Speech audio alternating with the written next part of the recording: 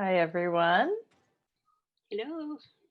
That lovely gathering music was brought to us from the Soul Matters playlist for November. If you're on Spotify, you can search for Soul Matters and the month, and it brings up songs that are related to the theme of the month for what we're talking about at JUC. Thank you all for being here on a Friday night to spend some time talking about going deeper and continue our training and building our practice and growing as facilitators and growing as people. First off tonight, I want to bring everybody's attention to our virtual name tags. So you can always change your name by either right-clicking or clicking on the three dots and renaming yourself. And tonight, I'd like to ask you if you have preferred pronouns to add those to your name tag. By adding our preferred pronouns, it's helping to create a safe space. Often we assume what someone wants to be called, as referred to whether as she or he, and those assumptions aren't always correct, especially as we have a growing number of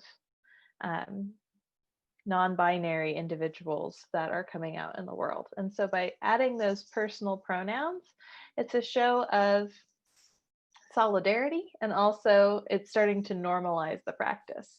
And if you don't have preferred personal pronouns, you don't have to use them. It is always optional, but it is something to consider. And there's a lot of great resources on the internet about why we use personal pronouns.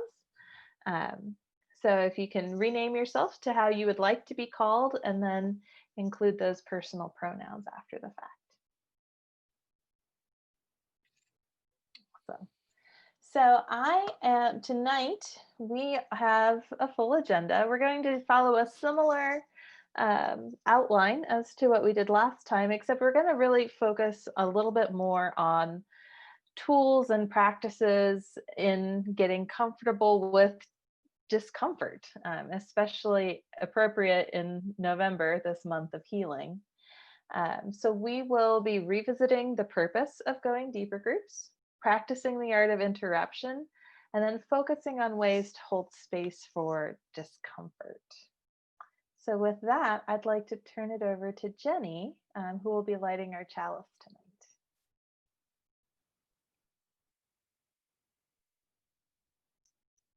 You're muted, Jenny. Thank you. It's not like I'm new to Zoom. So I'd like to call us into our Chalice Lighting space with the words of Dr. Rachel Naomi Remen. And she says, wounding and healing are not opposites.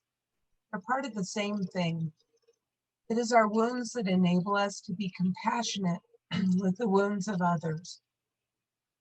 It is our limitations that make us kind to the limitations of other people.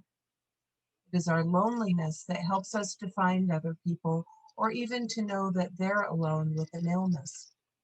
I think I have served people perfectly with parts of myself that I used to be.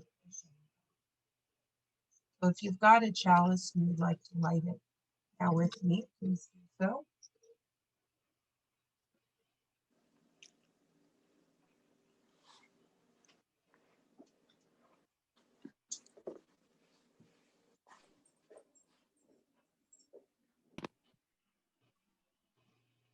I'm putting that chalice lighting quote in the chat for anybody who wants to see it a second time.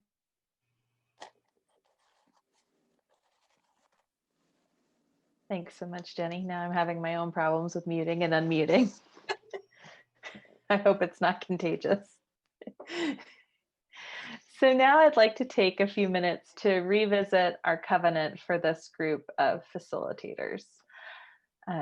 I was recently running our New Here class with a bunch of new members, and we re-grounded ourselves in the fact that Unitarian Universalism is a covenantal religion versus not a creedal religion. And what is most important about our faith is that we come into an agreement with how we are going to be together. And we always say a covenant on Sunday mornings, but for our groups that are doing important work, we also have covenants there. And with our Going Deeper groups, each one of you has a covenant. These are our most important tools in our facilitation practice because it is what our groups have agreed to in terms of our rules of operation, our how we will be with one another, and how we will continue to come back to each other again and again and again. We're humans, we're going to make mistakes, but our covenants give us the guidelines to repair those mistakes, continue to repair the relationships, and return to to ourselves one and again. So Jenny, if you would put the covenant that we agreed to last week last month in the chat. So as Going Deeper facilitators, we agree to engage with training opportunities provided by JUC to grow our practice and skills, to monitor our own participation so that all members have the opportunity to speak, to honor individual privacy and collective learning, sharing others' personal stories only with explicit consent, and listen to one another with open minds and open hearts, and give and accept feedback in a like manner with open minds and open hearts. So our leadership team is proposing that we add two additional components to the covenant. And these are to be a model for holding space, holy interruption, and deep listening, and also to be a model for the shared circle of covenanted community. No fixing, no saving, no setting each other straight. And we will, I would typically ask for questions here, but a lot of what we're going to cover tonight actually really goes into some of the different pieces that we are proposing. And I think it's probably best if we go through our exercises today and then come back at the end of the session to see if we should adopt these to the covenant, because we are a faith that practices democracy as one of our guiding principles. So I just want to put these two pieces in our chat and in your minds so that we can come back to and have a discussion a little bit later today. Does that sound good? Are there questions right now? All right, I'm going to take silence as assent at the moment. And let's go into time of check-in. So I would love to hear from you all. How have your gatherings gone in October? And what have you noticed about your own facilitation practice? Have there been what has recharged you? And what did you find challenging or uncomfortable in these meetings as we had a series of sessions on deep listening? And I'm not sure if any of you have actually have had a November group yet this week. So I imagine that also has some charge to it. So feel free to unmute yourself and check in.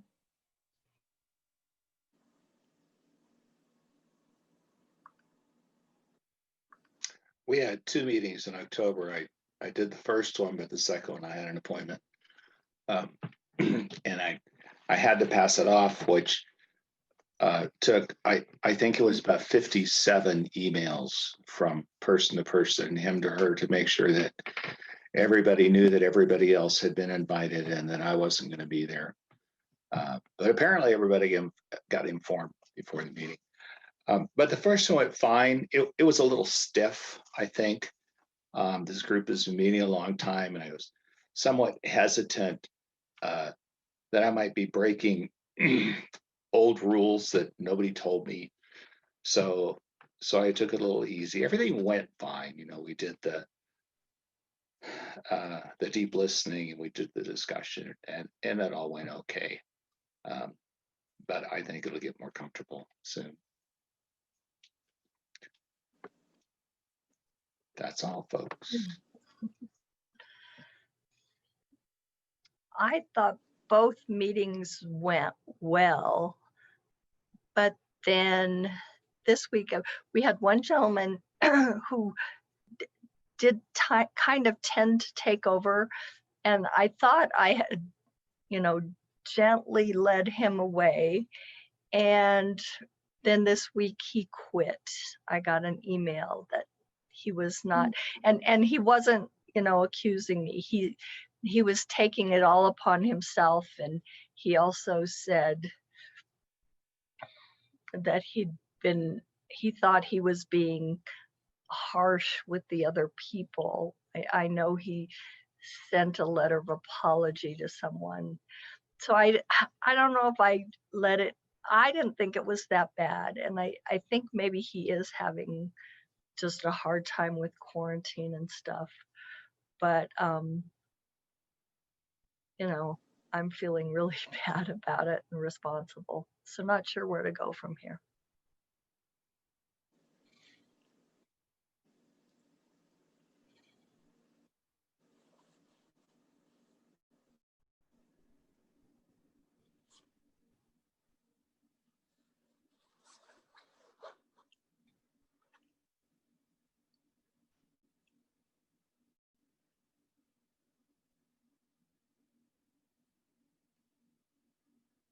I guess I'll go if no one else is. The meetings themselves went very well. People were very responsive to the materials, and we worked through the materials in a very positive way, and people practiced with the materials very well. I have one member who's really struggling personally with some things and found it difficult to work with the covenants, and it affected the whole group. And we're working through that problem. And I think that we have some positive resolution on the way. And we're moving towards ways that we can regroup and move forward in a very proactive way. And I'm really looking forward to be able to work with the group in a very positive way at the next meeting. So I'm feeling really good about things. I think that as we move into November, we're going to be able to move forward with a very positive attitude, and with the whole group feeling more, I'd say, renewed and ready to take deep breaths and move forward in a very positive way.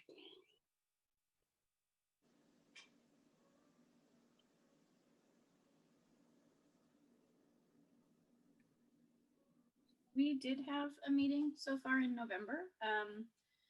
Our meeting was on election night, so we discussed in advance whether we wanted to have the meeting that day, and there was a bit of waffling about whether we were all going to be too distracted and glued to maps on our TV, or whether being in each other's presence and feeling that community would be helpful. And in the end, we decided nothing's going to get decided between 6:30 and 8:30, and we were right about that. So we did have our meeting, and I think it went well. I actually was surprised at how, once we sort of got rolling, at how well we focused on the material as opposed to a constant like, hey, they just called New York, or whatever.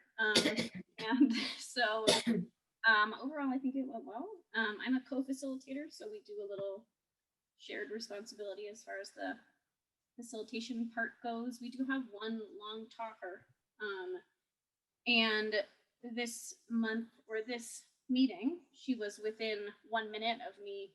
She was on her last minute of me looking at the clock and going, I'm gonna have to stop you, when she herself started winding down or up, or winding herself to an end. So I got very close to having to step in, but didn't have to step in. And we saw that leftover time at the end of the meeting, so it worked out okay, because some other people went short. But she was right at that juncture, and I was thinking like, okay, we've got the thing, we've got hold up our yellow card. I was thinking, I actually had a message to her in the chat that I was ready to hit send on when she said, so anyway, I guess that's all. But other than that, I mean, facilitation wise, pretty smooth sailing for now. So that's that.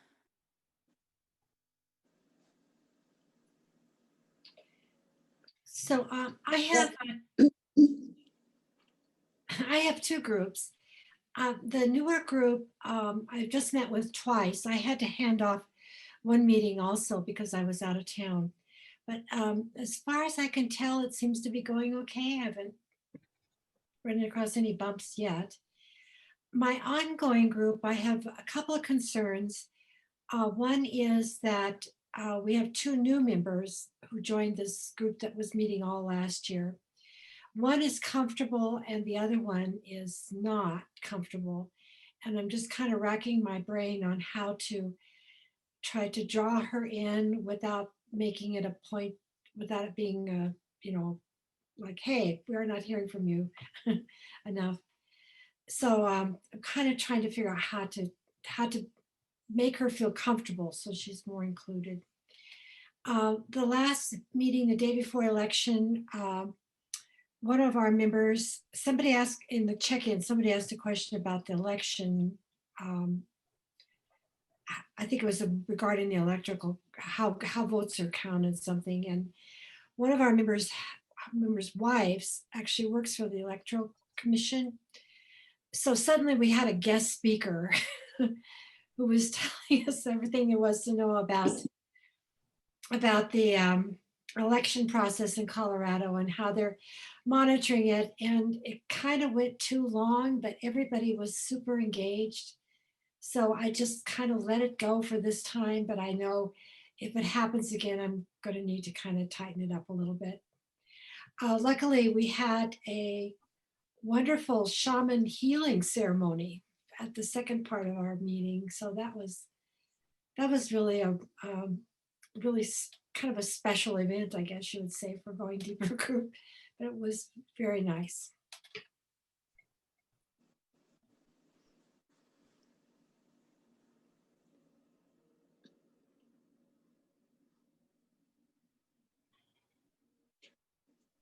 Well, my little mountain tribe normally meets on the first and third Tuesday. And so in October, looking at, what the first Tuesday was going to be, we had actually a couple of people who were going to be part of the election judges and didn't want to miss our meeting. So we won't be meeting until next Tuesday. Our group has, as I've said before, has been together for most of us for about 6 or 7 years. So we're a little different than the rest of you folks who, do this gathering of new people and changing. But anyway, it ends up that, we've spent some time looking at the covenantal parameters of the group, everything everybody agrees with. And the wonderful thing is that different people in our group are taking on the individual leadership for each of the meetings, which is pretty nice for me, because they all do a wonderful meeting. And, so I think we're doing really well. And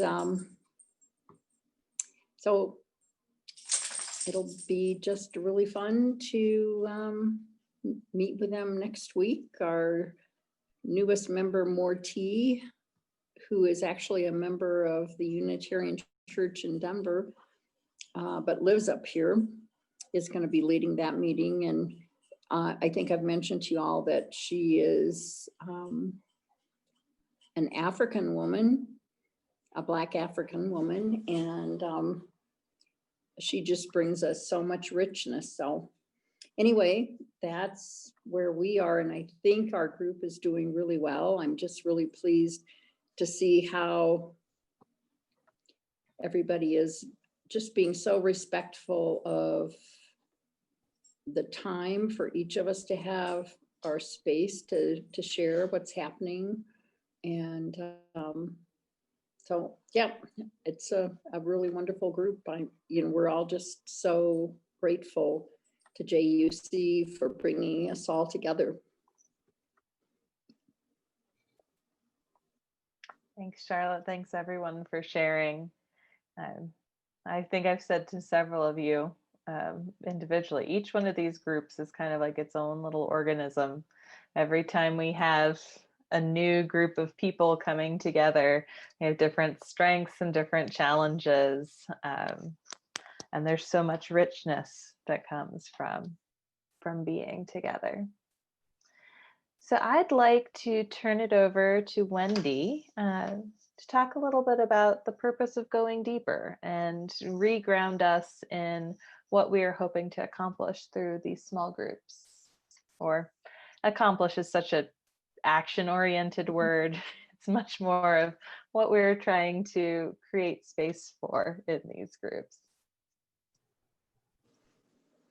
Hi, everybody. Good to see you.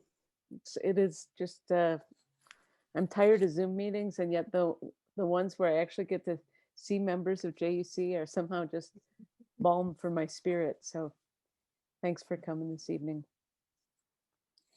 So I wanted to start us out by saying that we've had some version of small groups at JUC for some time. And they've been around some form of listening to one another.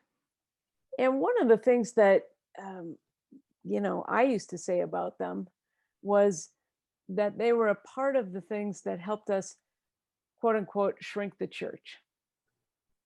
Because it's great to be part of an 800 member church, but few of us know 800 people. And even when we come on a Sunday and we maybe only see 300, that's kind of above our bandwidth. And if we came with children, just knowing a couple of other parents and recognizing your own children is sort of an accomplishment in and of itself. So one of the things that I've said about going deeper groups is it's our, or small groups, is it's our opportunity to shrink the church. Right, so that you can recognize a smaller group of folks and have a starting point with them. And that was really shorthand as a way to talk about it, but it's short shrift on what they are, right? Because what we're really trying to do is it's not just about having 6 or 8 or 10 people that you can recognize and have a comfortable cup of coffee with. I mean, that's great when it happens, but that's not the church's end in setting that up, right? It's actually so you can know and be known at a deep level. So what do I mean by that? So M. Scott Peck, who was a psychologist and philosopher and such, said a really true thing that I've always hung on to. He said, and it's quite perfect for Unitarian Universalists. He said, the salvation of the world lies in and through community.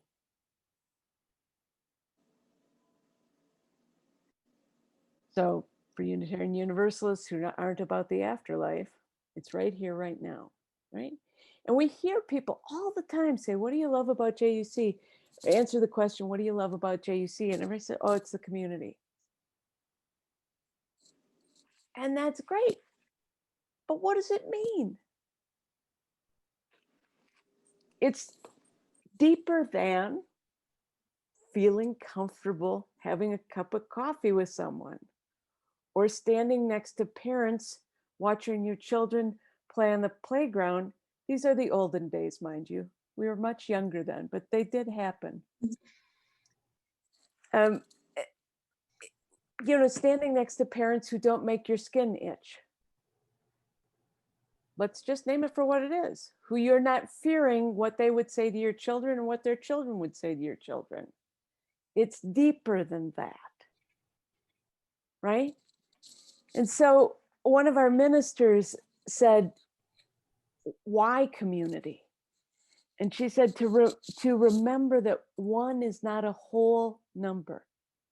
And as humans, we're made for relationship. She said we need both roots and wings, that strength comes from relationships and mutuality. We know life in and through each other. And getting to know each other isn't always comfortable. There's not, you know, how many, even the people that you fall in like with, and you think, oh my goodness, we practically came out of the same pod. Then all of a sudden you realize that, you know, they can't stand YouTube or whatever your thing is. And you're like, who is this person? But if you have something larger that you cherish, you can find your way back to each other, right?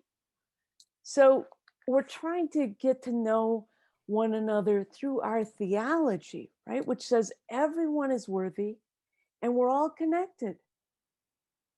So in this divided world where everything that we hear and everything that's being replayed for us by the media these days, these minutes, this 7th month of April, in which the 4th day of the election has been held, as Katie reminded me earlier today. You know, we can't start out there. We gotta have places to practice. And so one of the things that we've been talking about at church this year is that everything we do is faith formation. And all that we teach is Unitarian Universalism. And so that means that our going deeper groups are our practice places where we can let ourselves be known and we can get to know others, not at this surface chatter level, but at depth, right? So again, come back to that word community, which we love so much, but we don't take time to define for ourselves because we're just so grateful that we found a place and a people that doesn't make our skin itch, that we're not searching for the exit immediately, that we feel like, God, I actually think I have something in common with you. I haven't heard a single thing that makes me want to scream. There's no words in the hymnal that I'm arguing with. So we feel like, oh, well, I've found community, but I think Starhawk says it best, and I just want to name it for us. She says, we are all longing to go home to some place we've never been. We're all longing to go home to some place we've never been, a place half remembered and half envisioned. We can only catch glimpses of from time to time. Community. Somewhere there are people to whom we can speak with passion without having the words catch in our throat. Somewhere a circle of hands will open to receive us. Eyes will light up as we enter. Voices will celebrate with us whenever we come into our own power. Community, she says, means strength that joins our strength to do the work that needs to be done. Strength that joins our strength, arms to hold us when we falter, a circle of healing, a circle of friends, someplace where we can be free. Beautiful words. And I think that's what we're longing for when we say we're here for community. But we're so practiced at staying guarded, at being pleasant, at being nice, at staying at the level where we agree, at just sort of keeping things at this more surface level. So we maybe go deeper in that we're like, here's a half inch. I'll be quiet and just listen. But the invitation is to really be deep with it, to let ourselves be known and to get to know others at a soul level. And so Katie, I know, is going to share with us a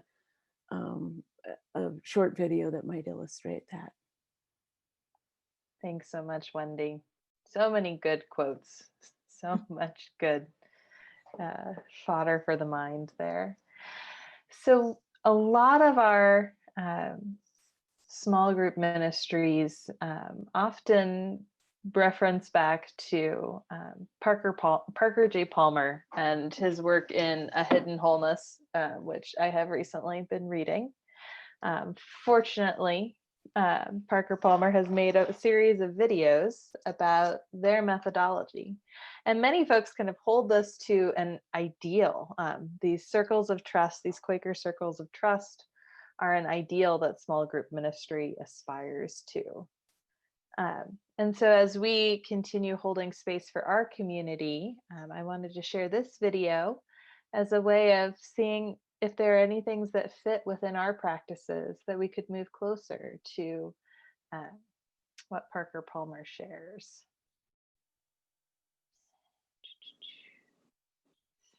Here we go. We need. On our journey toward wholeness, we experience a paradox. We need solitude to hear and honor the inner teacher. And yet we need community as well. We need the comfort and the challenge of other people who can help us discern our inner truth and support us in the demands of embracing it. We need wise and dependable support if we are to take an honest and sustained journey toward an undivided life.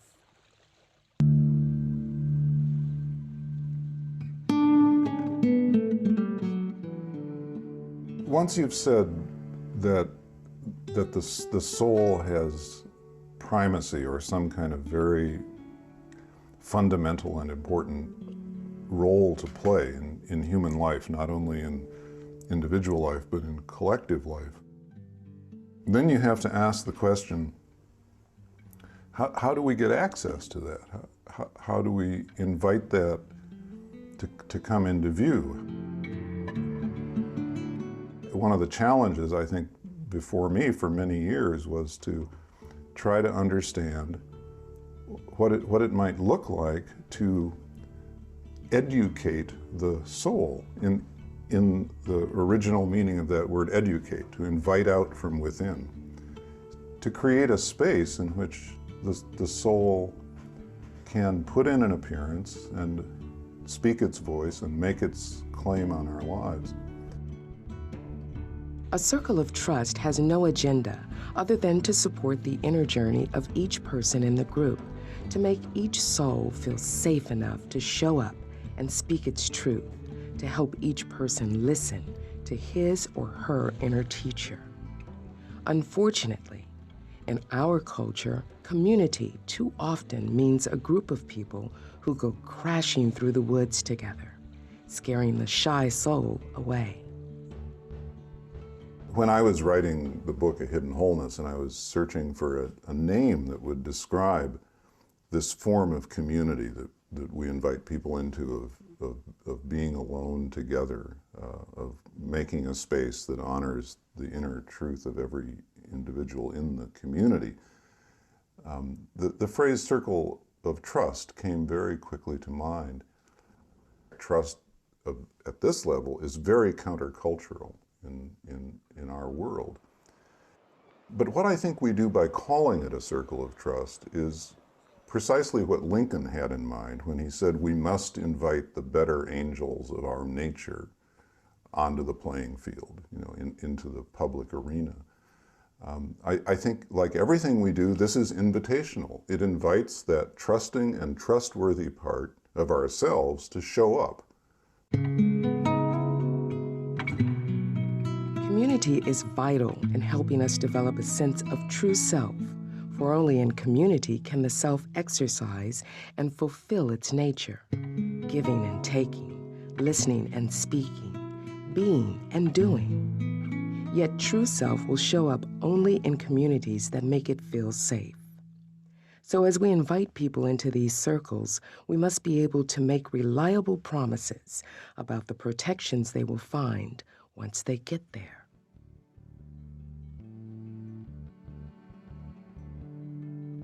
One of the promissory notes is we will establish the conditions here that will be hospitable to your soul, that will be welcoming to your soul, that your soul will find trustworthy. And we've operationalized that notion with all kinds of carefully thought out ground rules and all kinds of carefully thought out practices, so that what happens almost all the time is that this invitation to be a circle of trust becomes in fact a real circle of trust.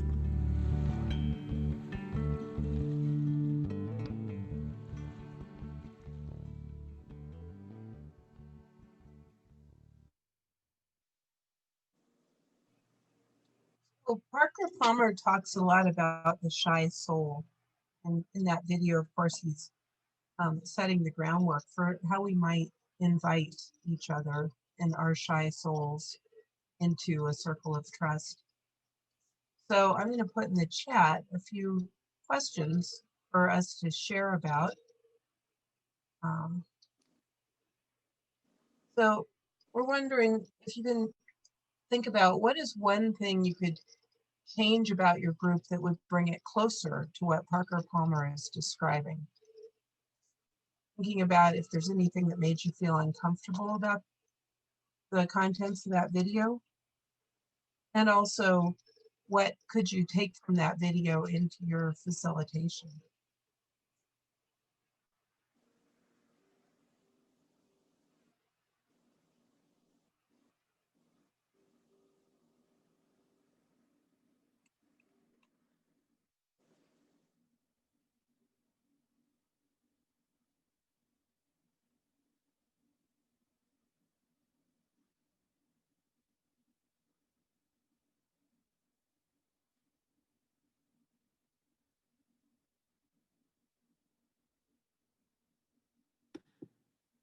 I'll go.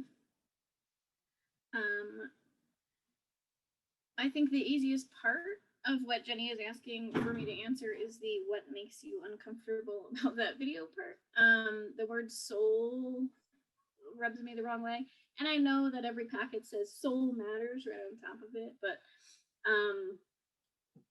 I don't think of that as the way that he was describing this inner supernatural feeling thing.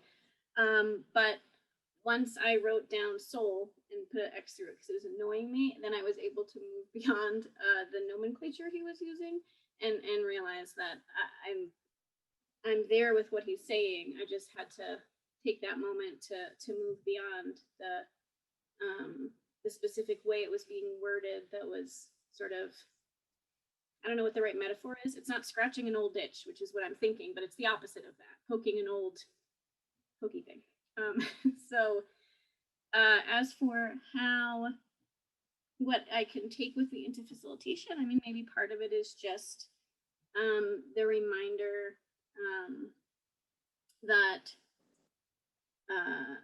this circle of trust that he's talking about, right? We're not here with an agenda. We're not here trying to tell you about your soul. We're here for you to find what that is that means to you, and to share that with us. And that what's important is not the frame in which you put it, but the place that you are when you share it with us, and the sharing itself.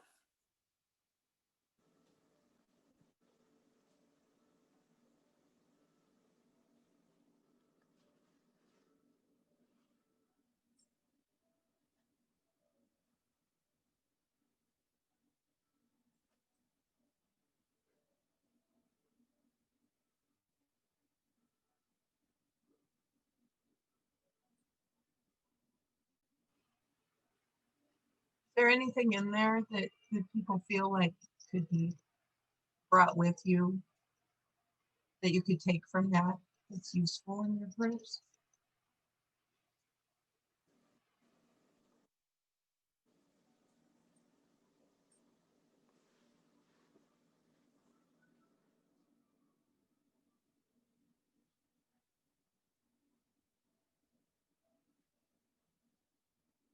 There was nothing in that video that made me feel uncomfortable, but the difference I saw is there seemed to be a gentle flow between and among people in that video. And they didn't seem to be following any pre-described structure that I could see. And I could be wrong because the video wasn't very long and the video didn't really reveal what the people were doing. But it felt very unstructured as I was observing it.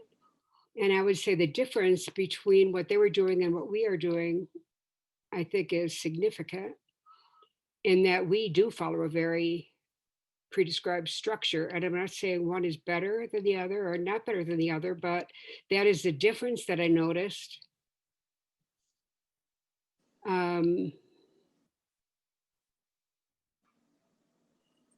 And again, I'm not saying one is better than the other, but I think there was a significant difference.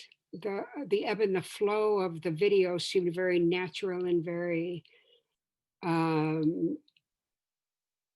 easy, very easy.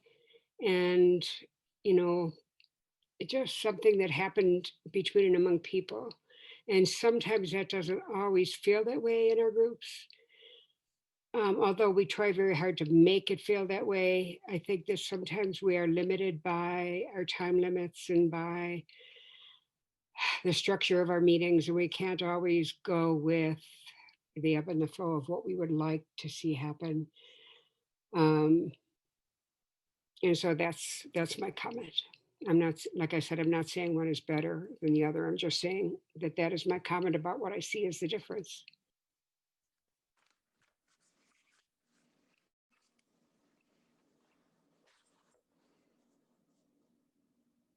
Maybe there's some way that we can work a better gentleness, or maybe I could work a better gentleness into the structure of the meeting.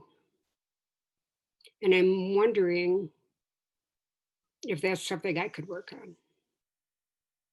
I don't think I'm not gentle. I think I am gentle, but maybe I could work a more gentle ebb and flow, a gentle easiness into what I'm doing.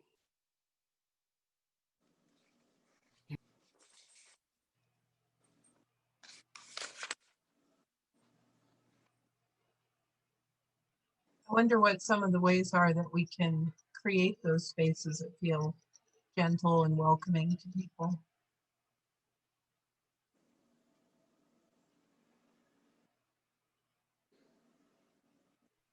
The thing that I keep coming back to with this video from Parker Palmer is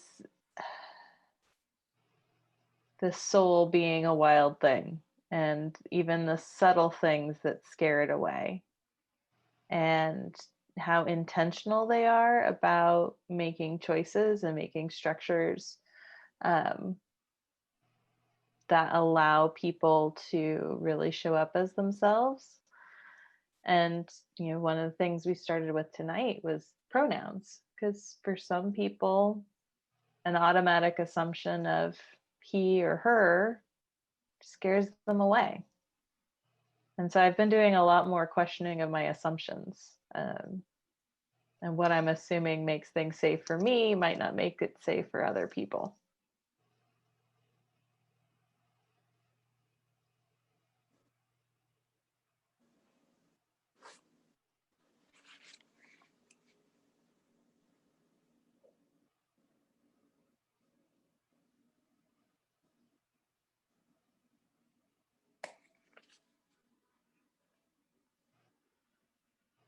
Seems like this might have to be an ongoing conversation too, and something we just keep in mind as we are noticing, observing our facilitation of our meetings and thinking about what invites people and what scares their souls back into the forest.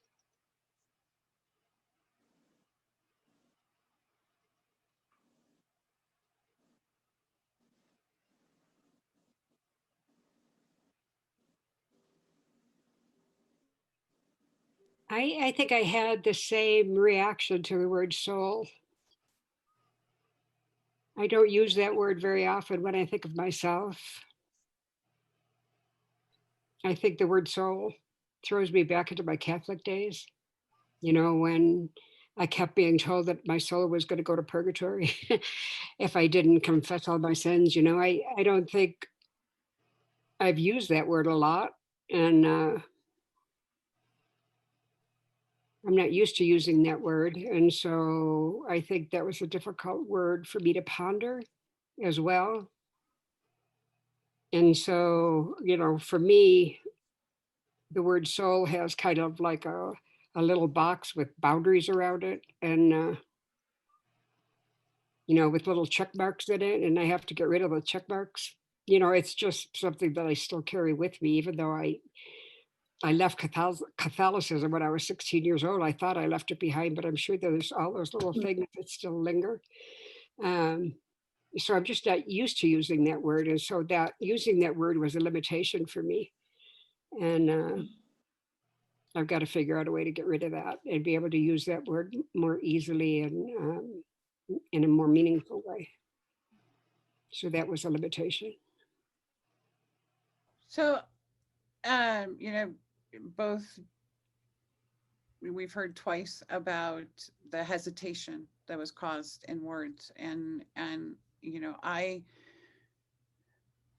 I do a practice, and I encourage other people to do a practice that when they come across a word that paralyzes, that all you're thinking about is that word and you can't let anything else in, or that, even if it is in different contexts than what you experience that word as, that, I encourage everyone to find your meaning. So in the context of what is being spoken, find words. If it isn't soul, find other words for it, for you to be able to stay present in what the context is. This happens a lot in Unitarian Universalism. We come with all sorts of backgrounds and histories with us, and we might not even know it until we hear a word, and then we shut down. So, so the freedom in our faith is to be able to redefine those things for yourself. So in the context of soul, what does that mean to you? And use those words. And what also happens is that when you do that and really address it, that I really don't like this word. This brings up a lot, whatever it is, it starts to, the power behind it starts to decrease.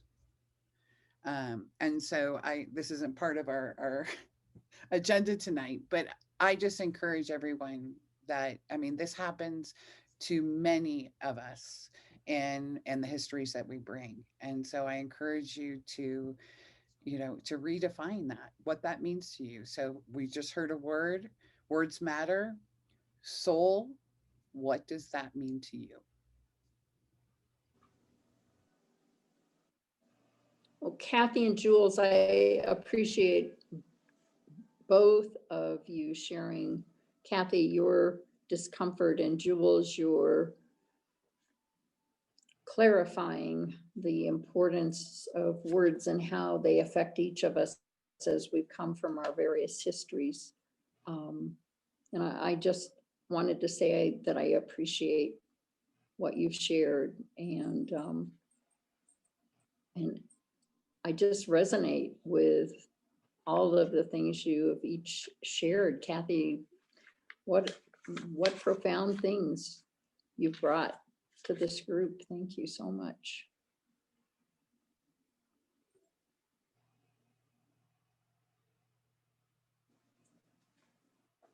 Yeah, thanks, Jules. I have a similar aversion to the word worship, which, being a seminarian, is kind of something I have to work on. The word worship really sounds like bowing before some entity, and so I've had to reclaim that word along with many others that we do as Unitarian Universalists. And so that, I mean, it's a perfect example, isn't it, of what we're talking about and creating an environment that invites people to, you know, using the word soul, to invite their shy souls into the clearing. And Parker Palmer talks a lot about how we don't, if we want to approach something that's shy, we don't do it by tromping through the woods. We sit quietly with an invitation. And so I think that's his premise of what he's trying to invite is people's vulnerability and people's deepest sharing. And, you know, having a space where people can say, hey, that word is hard for me, is a perfect example of how we do invite each other into intimacy. And when we've done the work on our own words, we're not spending our time trying to avoid them, when those words might be exactly the ones that the people in our circle need to hear. They might be their words of homecoming. And so if we're all busy about, you know, I don't like the word soul, and every time it goes off, I feel this electric shock through my body, or feel like this cage drops over me, or whatever the thing is, then we aren't present in love and spaciousness for the people in the circle. So actually, circles of trust are more structured than our going deeper groups. But it's both of them invite the facilitator to have done enough to really be present. And again, you can hear in that language, it's not about conversation, it's about being present to the people and the experience in the room.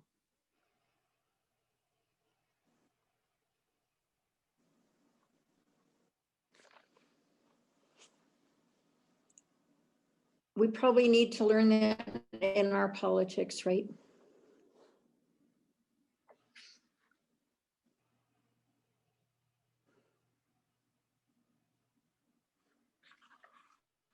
One of the strategies you use as a reading specialist is to teach kids when they're reading by themselves, to when they come to a word they don't know, not to worry about it, just to skip it and their minds say blank, you know, and not to worry about a word they come to that they don't know. Like so many parents make them struggle and try to sound out words and struggle with a word. And as a reading specialist, you don't do that. You just tell them to say blank in their mind and go on and get the meaning of the whole paragraph and not worry about their one little word that they can't get, you know, forget it and go on. And when he was speaking, that's what I wanted to do. I wanted, whenever he said that word, I wanted to say blank in my mind and just go on, because I felt like I could do that and then get the whole understanding of what he was trying to talk about without having that exact word that I was somehow protesting in my body or in my mind, you know, and I would still get the gist of what he was talking about. So that's what I was doing. And I still think I did get the gist of what he was talking about without understanding really that word. So that's another 2 cents of mine. So I want to thank everybody for spending some time with that video and spending some time with, you know, back to the purpose. You know, a lot of the different readings that are in your packets, the covenant, all of these things are trying to lean in towards that, allowing your deeper self to show up and creating safe spaces. And one of the biggest tools that we have as facilitators is the art of interruption. And those are well-timed, our careful interruptions can help protect the safety of the space and allow us to be in right relationship with one another. And it's also hard and uncomfortable to interrupt people. And it's a fine balance between creating space so people feel like they can be heard, that feel like they can share fully, but also pushing back when we need to, and being responsible for the needs of the entire group, balancing the one and the many. So there's several things that I want to make sure that we are all on an agreement around, that we should interrupt, that we have a responsibility as facilitators to interrupt. First one is when someone interrupts someone else's share. If someone steps on over someone else's time and space. And I don't think this is happening in very many of our Going Deeper groups, but that's like, as we were talking about deep listening, our members need to know to give each other space to share. Another thing we should always interrupt is when someone is violating our covenant as a group.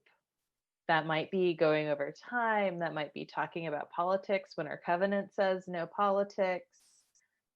Those are things that need to be interrupted directly and can be pointed back at that covenant. This is why we've been creating space in each room, in each session with us as facilitators to point back to that covenant.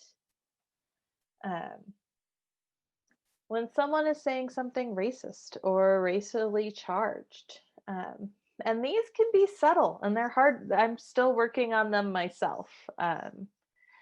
It could be something like, I don't see color, or I don't know why I need to learn about anti-racism because I'm never interacting with people of other colors or other ethnicities. Another time to interrupt is when someone is lecturing or standing on a soapbox and talking about what you should do rather than about their own experience. Because these are not teaching spaces. These are listening spaces. And the last one is when someone's trying to fix someone. And this is really hard also. These groups are for us to listen to our soul and what our highest self, what that inner teacher is teaching. And it's important that each one of us maintains our agency. These are not spaces to fix each other, but to listen to each other. So are there any questions about those? Like these are clearly times that we should interrupt.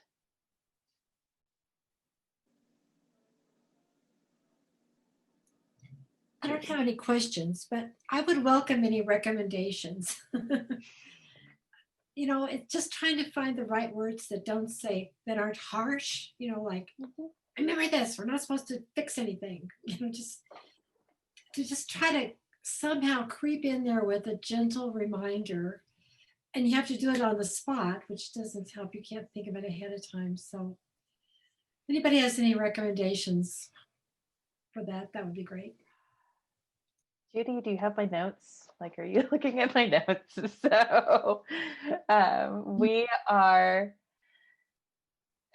So there's a bit of a model that we want to give you all on how to interrupt, and then we're going to go into breakout rooms and practice that together. The first is to get the group's attention gently. Like, I often say, excuse me, or hey, that made me uncomfortable. And it's the second part of here's your formula. Get the group's attention, name the discomfort and what has happened, and take a moment to breathe and breathe together as a group. Then gently redirect the group back to the topic. Jules. I see you unmuting yourself. Dive in. So, the one thing that so when you're getting your group's attention, I don't recommend you saying what you said was blah, blah, blah, because that really targets the person. So how I usually handle something like that is you take the temperature of the room, of what the room feels like. So if somebody said something that, you know, made people uncomfortable, made people angry, be able to try to determine what the feel in the room is. And then I just name, wow, it's feeling really heavy right now. So why don't we take a moment and breathe together?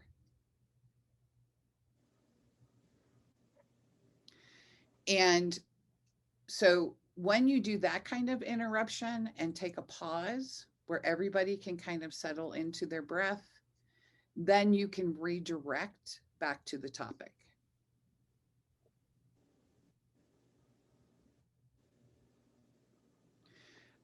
There are times that you might want to meet with the person that is doing this and kind of address it one-on-one. In group time is not really your job as a facilitator, is bring the group back to what your schedule is, back to what the topic is, bring them back in together.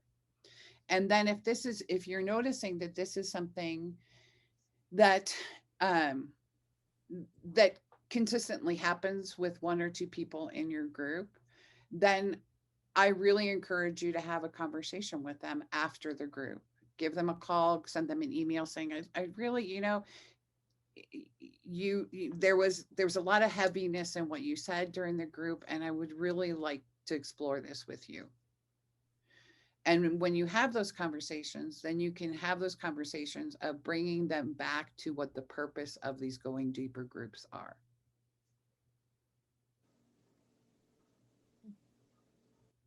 Does anyone have any questions about what I just said? How does that feel to you?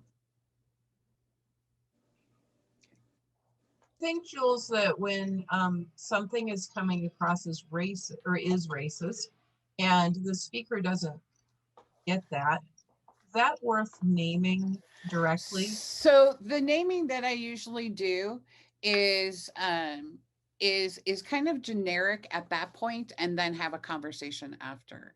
You know, shame and humiliation is not the way that people grow and learn.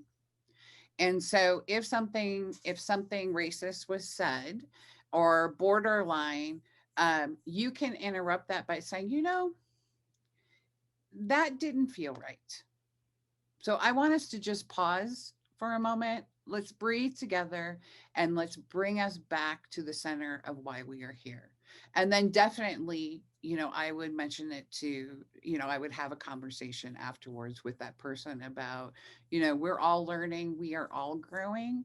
And what you said during the group felt really heavy and felt like it could have been racist. And I would like to discuss that with you, of how we can be in a community that supports anti-racism.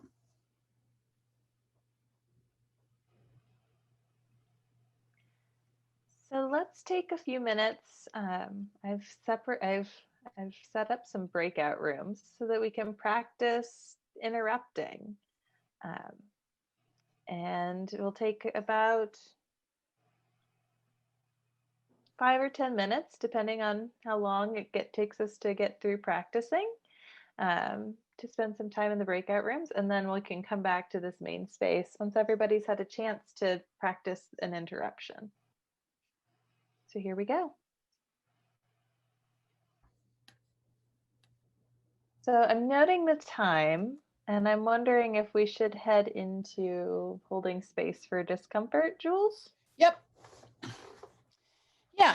So the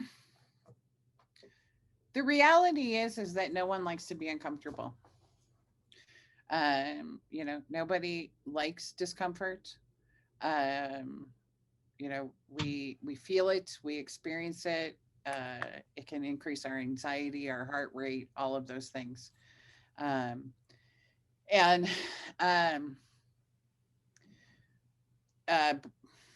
Brown says, what gets in the way of reckoning with emotion is exactly what gets in the way of engaging in other courageous behaviors. That's fear. Can you say that again? Can you repeat that? That was pretty intense. Okay. What gets in the way of reckoning with emotion is exactly what gets in the way of engaging in other courageous behaviors. Fear. Oof.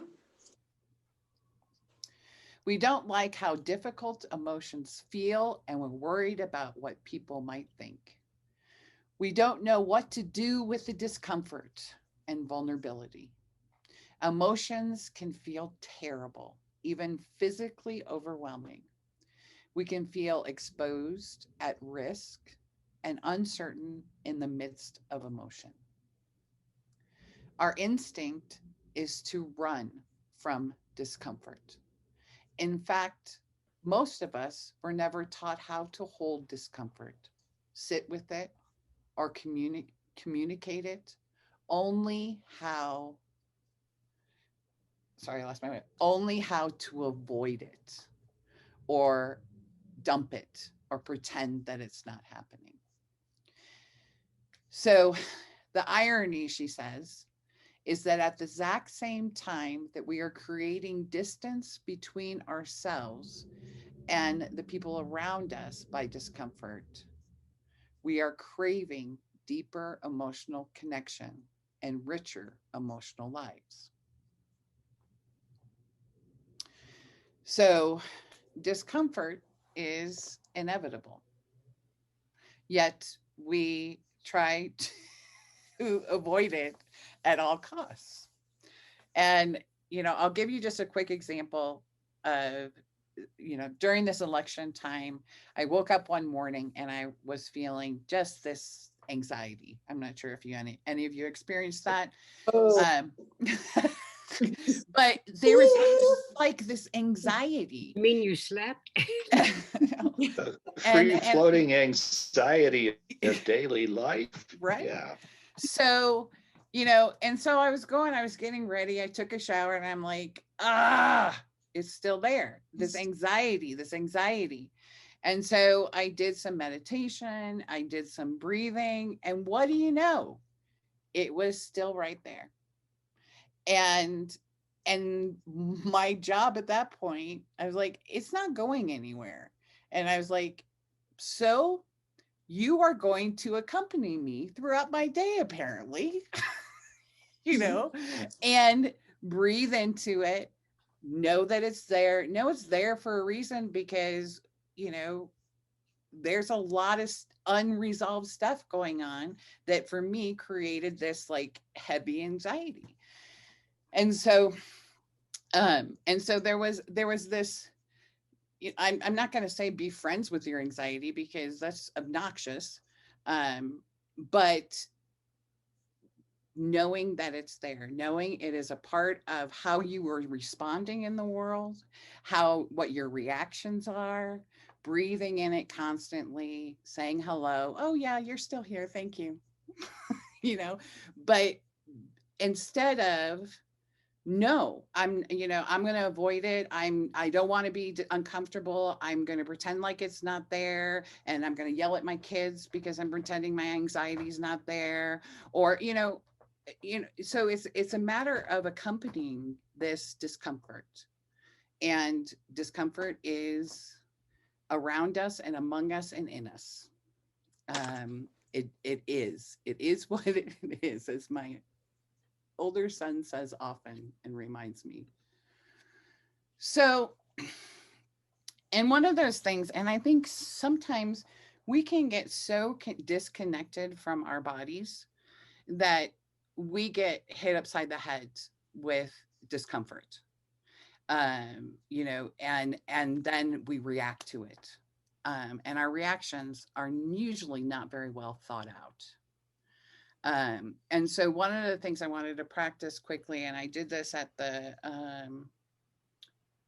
resilience workshop, if you were there, but I want to run us through a body scan that you can do at any time.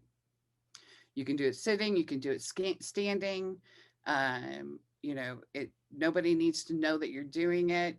But it is really the most important thing to do is to make sure that your feet are grounded on the floor.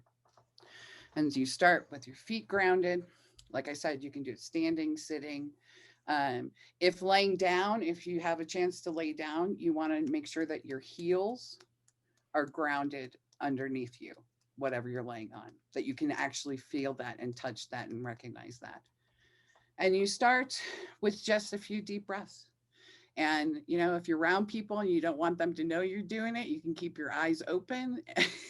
And I've done it many times. But the idea is, so I'm going to close my eyes now. Feel free to do so, but just know that you don't have to if you're not in a place where you can't. So you want to feel your feet really grounded and touched to the floor. You want to breathe into your feet.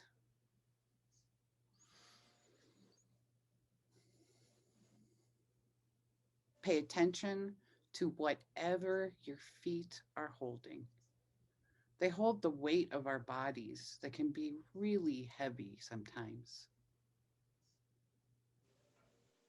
Breathe into that. Feel it, no matter what it is. Whatever your body is telling you, say hello, recognize it, and breathe into it.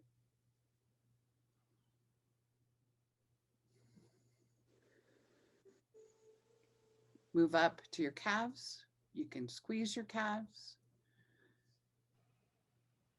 Let your calves know you are here. You feel them and you are listening to what they are telling you. Knees and thighs. Squeeze your muscles. Pay attention, what tension you might have. Breathe and let your knees and thighs know you are listening.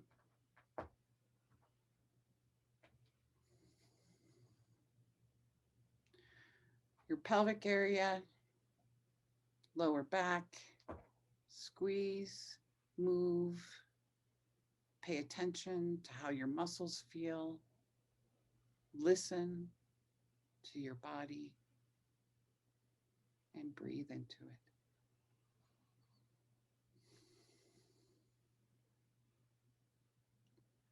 Your stomach and chest. Suck in your belly, release it. Tighten your chest muscles. Listen to what your body is telling you.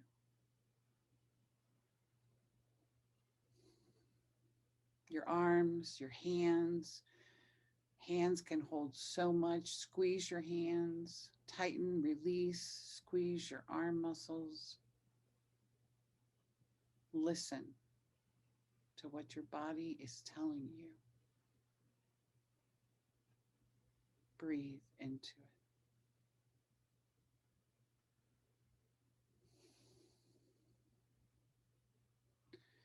Your neck and your beautiful head, where your brain does so much work, trying to regulate, trying to think, trying to feel. Recognize it, love it. Listen to your body. Breathe into your body.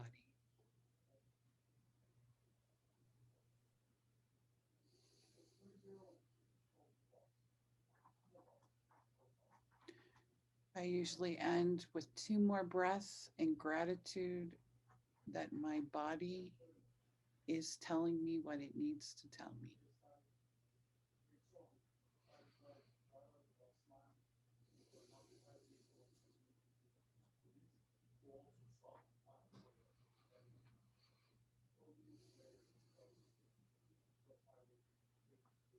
We come back.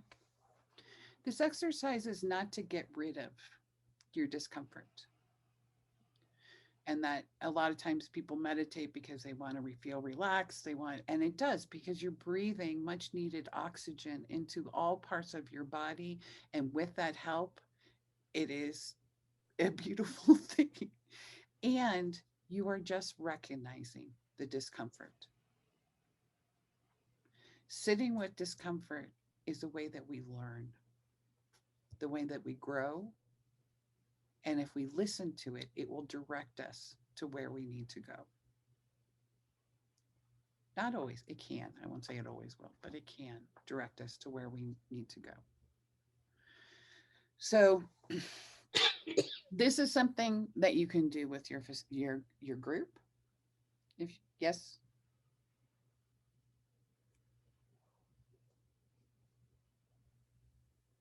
So did you have something? Oh, you're playing with your hair. It looked like you had your hand raised. Nice. This is something you can teach your group. It's very simple. Like I said, it takes 2 minutes. It is a really great way to return. If your group has gone away from you, you can return the group, return them to their bodies, return them. That discomfort is okay. It's not something that you have to run away from, and that is something that can direct us.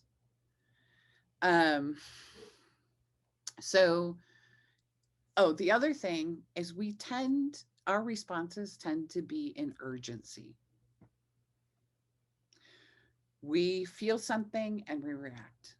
We want to fix something right away. If someone's feeling bad or uncomfortable, we want to fix that and make that go away. If we want to fix that and make that go away. And the reminder is there is no urgency in this. So if you need to take a break from your group, to breathe for a while, to bring everyone back to their bodies, to name discomfort in a group, that's beautiful. Take that time. And if you want to do that exercise of the quick body scan, we're so disconnected from our bodies. And just to center ourselves back into our bodies is a wonderful practice, and a wonderful practice for a listening circle, because when you do that, then you're in a whole different place to be able to listen. So I tend to go off on my own direction. Sorry, Katie. So as a facilitator, when you feel that urgency rising into you, can anybody relate to that? Of like an urgency and need? You can, Katie? Oh, totally. But you feel it in different places. Some people feel it in their necks and shoulders. I feel it coming up into my chest and lands right here. And I'm like, thank you. Remind yourself that you can pause. You don't have to react. You can pause, you can breathe, and then you can respond. So try to gently take away the urgency of having to do something. So one of the things that we talked about is, what if somebody shares something that makes everybody uncomfortable or half the group uncomfortable? Like there's just the whole feel of the room shifts. So one of the practices that we do is to name that feeling of saying, hey, you know what? It feels really heavy in the group right now. Or to the person that shared that, respond to them by saying, wow, that sounds really hard. And this feels really heavy. And so we're going to pause and we're going to breathe together for for a minute or two. And then, and then return. Thank them for breathing together and return to the group.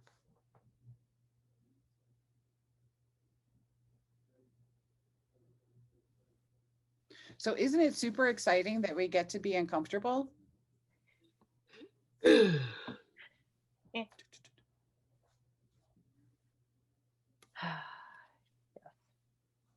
one of those things, if we all had as much practice, if we could practice being uncomfortable, which we get to in these groups, we'd be able to have a lot more courageous conversations with people. We would be able to create spaces. We'd be able to make some changes. But it takes practice. Like I Wendy said at the beginning. I don't feel that I am limited in the number of opportunities that I have to feel uncomfortable in any particular day or hour. I don't need any more practice, I think. Thank you. I appreciate that, Brad. And also, we are in covenantal spaces, and we have principles that guide our relationships and our interactions with each other. So those rules make it a safer space. And I am also recognizing that it is 8:34. And so I will table revisiting the covenant till next week. Charlotte, you have a question or comment? You are muted at the moment.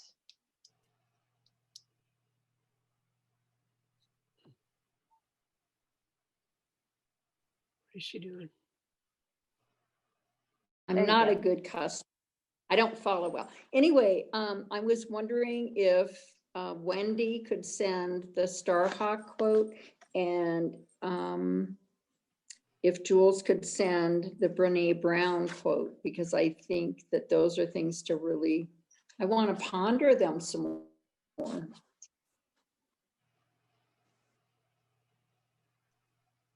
Yes. I will Oh, gather. thanks so much.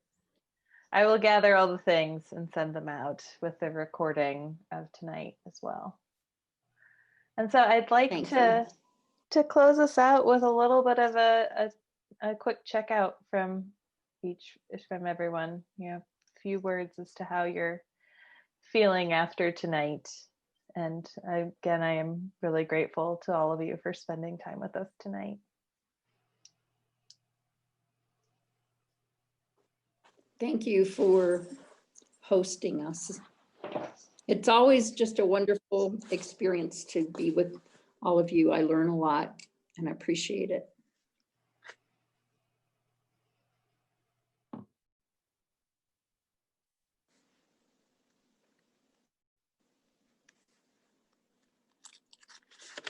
Let's go to Pam, then Kathy.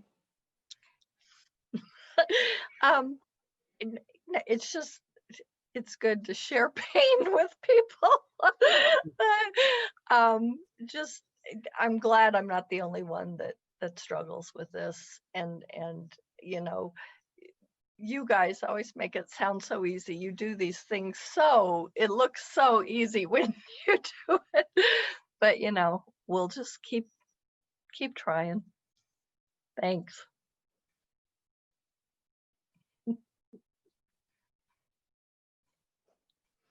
So it always looks, so just put this in mind.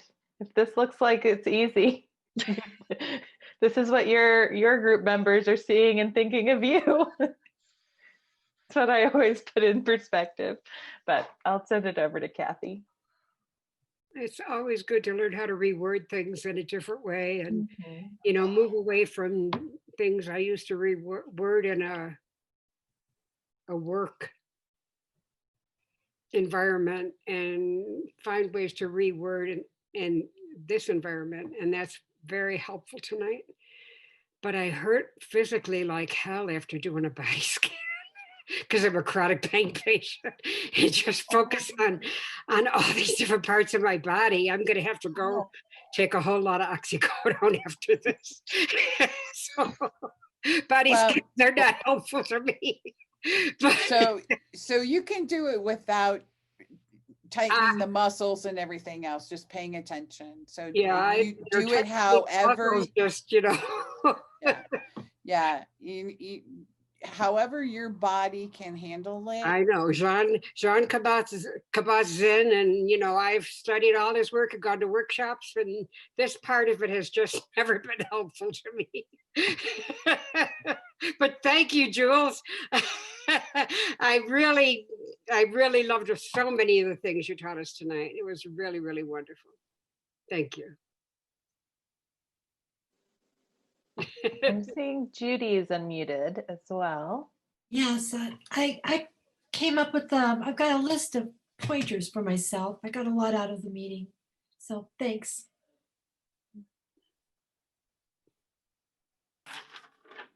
I have a bunch. I have more than a list. I have three and a bit full pages of just things to remember. And writing helps me just process better, I guess. But when you said what we're sort of taking away, the one that came to mind was something that feels like it's come up a lot. Came up at the beginning with the pronouns, but to question assumptions and what we assume makes things safe for me might not make things safe for other people. And I think that came up for me with the interrupting, where my long-winded crew member, it was pointed out to me that other people in the group were also thinking like, will the facilitator step in at some point? And realizing that that anxiety is not only on me, that's within the whole group. I don't know, and other stuff, but yeah, so question assumptions and keep that point of view.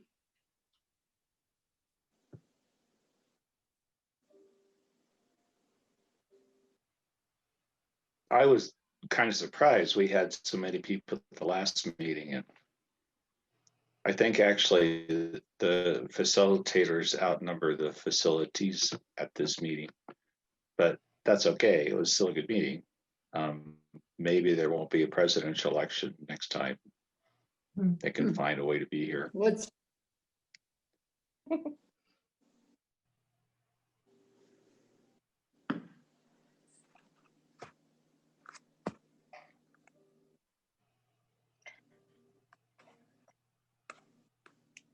I am taking away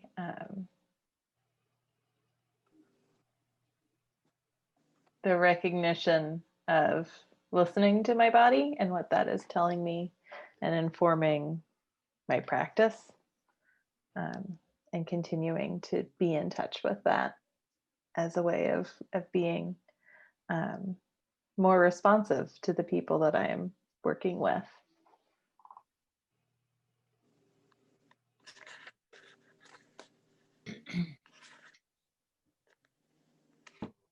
Really appreciate everyone's, I think I said this the last one too, willingness to put yourself out there and show up. And I'm a new facilitator too. And and it's probably apparent. So I'm learning. And I'm gonna make a career of it. So I'm appreciating that people who aren't maybe going to make a career of it, that you all are putting yourself out there, because it's uncomfortable. And so that's one thing I take away. And I also wanted to, I know this, but tonight really reinforce how we can normalize a culture of interruptions within our small groups. Maybe not in our personal lives. I'm working on some people in my personal life about interruptions, but in this context, that we make it a non-shaming space, because all of us at times take up too much space, or we commit microaggressions. There's all kinds of things that we do, all of us, that need interrupting. That's something I'm really going to take away. To hold that as not a shameful situation, just part of being an uncomfortable human being.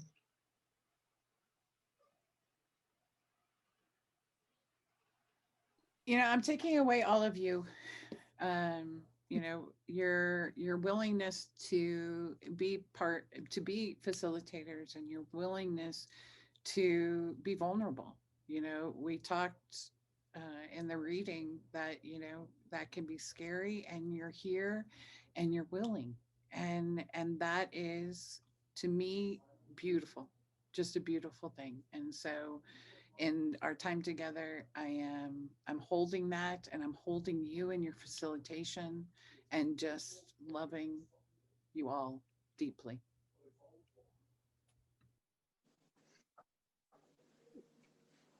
Thank you. Thank you. Thanks. I'm feeling much the same. So appreciating your courage and your willingness, and I'm just in the way that you're tenderly presenting, oh, how can I do this, and How can I do it right? Just your love of our people touches me really deeply. And, you know, it's not easy. I often feel like I'm on the verge of a hairball. I'm so uncomfortable. But fortunately for you, I don't, you know, I scan my way through that. But it's very tough. And Brene Brown ends her podcast, and I think this is maybe a powerful note for us. She says, stay awkward, brave, and kind. Like it's the human condition. We're all awkward. We're all uncomfortable. And lean into it, be brave, and be kind. Thank you all for being here tonight. I want to invite everyone to attend Reflections on Race. I always find that it's helpful to my practice to see how other groups are facilitated. And also, I'm learning so much about being anti-racist. So our next Reflections on Race will be on November 19th, and it happens twice, once at 10 a.m. and once at 6:30 p.m. We revisit the covenant, you know, usually have a topic of the day, and then have some structured sharing. And it is another kind of safe environment. So I want to make sure that's on everyone's radar. And also a reminder, if you need to reschedule and you're in one of the church's Zoom rooms, do let me know so I can coordinate with Carol and make sure that you don't get bumped and everything works out easily. And I will be sending out an email after this with a recording of this session, as well as the quotes we've talked about and additional tips. So thank you all for being here. Have a wonderful weekend. Thank you, everybody. Thank you. Thank you. Be well. Thank you.